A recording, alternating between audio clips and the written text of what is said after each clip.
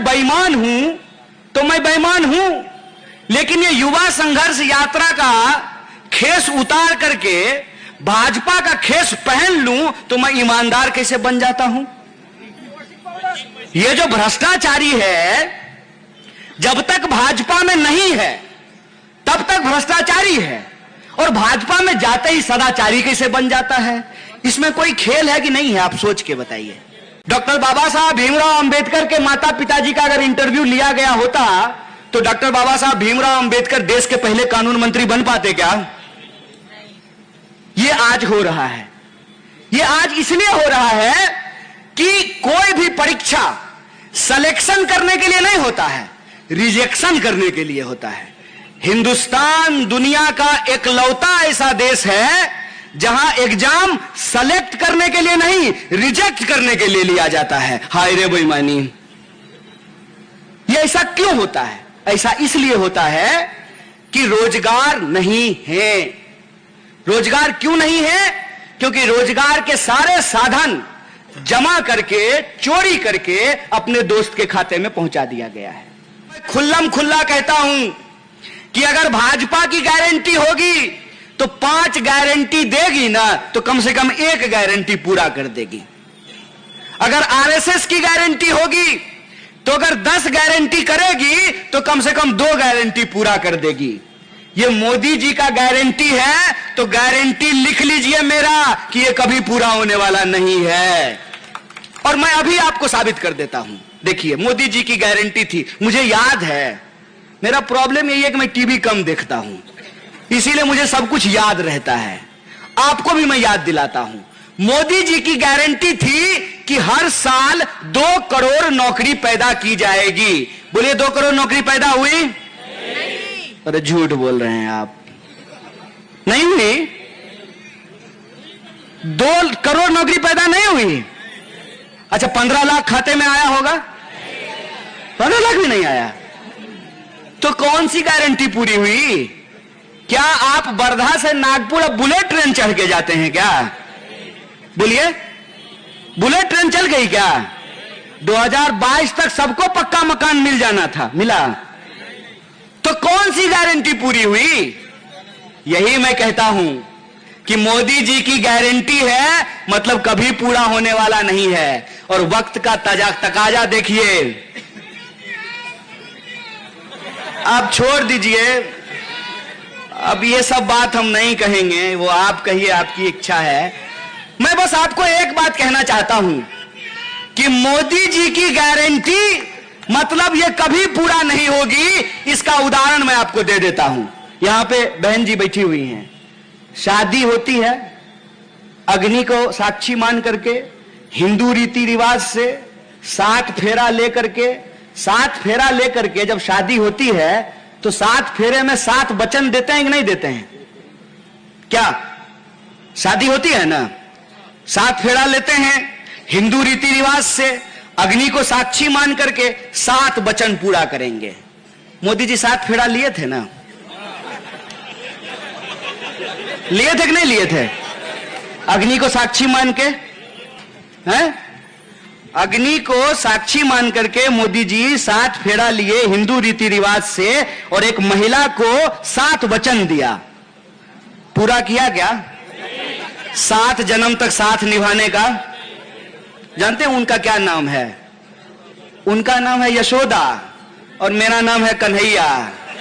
बदला तो लेंगे साहब आपसे।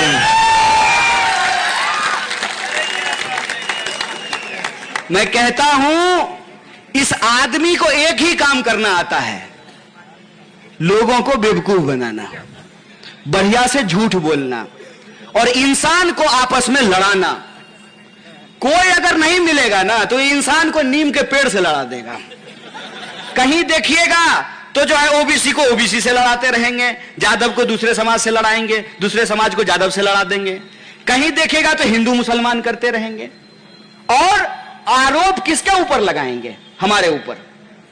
भारतीय राष्ट्रीय कांग्रेस जो अंग्रेजों से लड़ करके इस देश को आजादी दिलाई, सरकारी नौकरी की व्यवस्था की, पेंशन दिलाया, 7th पे कमीशन, कांग्रेस के राज में आए।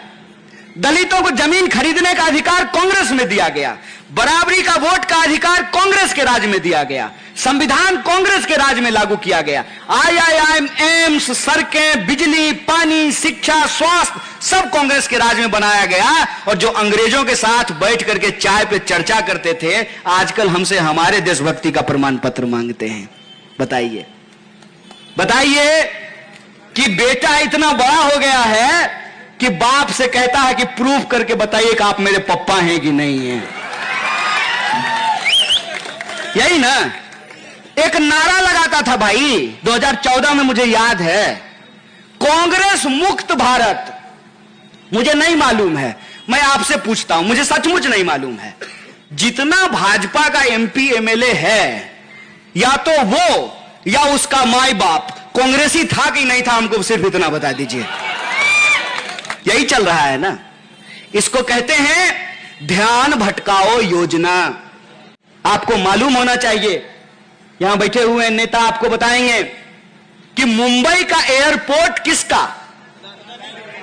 हाँ जोर से बोलो, डरने की बात नहीं है। अरे ज्यादा से ज्यादा आपके ऊपर जो है सेडिशन का केस कर देंगे।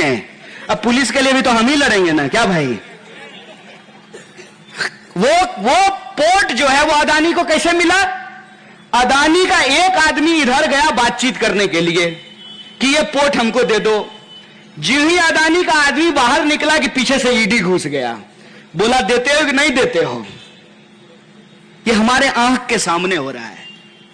ये हमारे आंख के सामने हो रहा है कि जब जोर से देश की बात की जाती है तो आप समझ लीजिए कि देश की कोई संपत्ति दोस्त के नाम होने वाली है।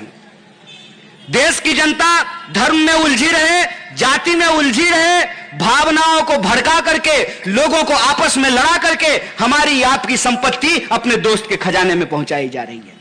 राहुल जी ने बिल्कुल ठीक कहा है। पॉकेटमार को पॉकेटमारी करते हुए पकड़ लीजिएगा ना ट्रेन में, तो वही जोर से चोर चोर चिल्लाना शुरू कर देगा और वही जोर से चोर चोर करने लगेगा और आपका पर्स भी लेके भाग जाएगा और उसका दोस्त भी भाग जाएगा। आज इस देश में क्या हो रहा है, सिर्फ और सिर्फ राजनीति के द्वारा लोगों की भावनाएं भड़काई जा रही है।